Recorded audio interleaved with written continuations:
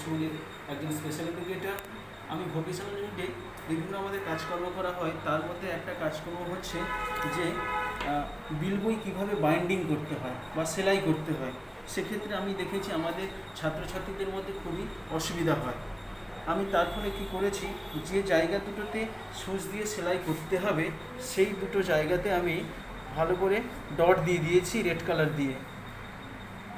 তারপরে ওরা কী করে না, এই সুচ এবং সুতো দিয়ে ওই জায়গাটায় অনায়াসে এপাশ থেকে ওপাশে দিয়ে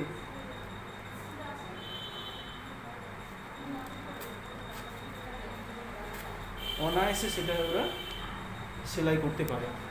তো উপায় হিসাবে আমি দুটো জায়গাতে ভালোভাবে হাইলাইট করে দিয়েছি। Break Free Solutions, brought to you by EI Labs and Project Discovery.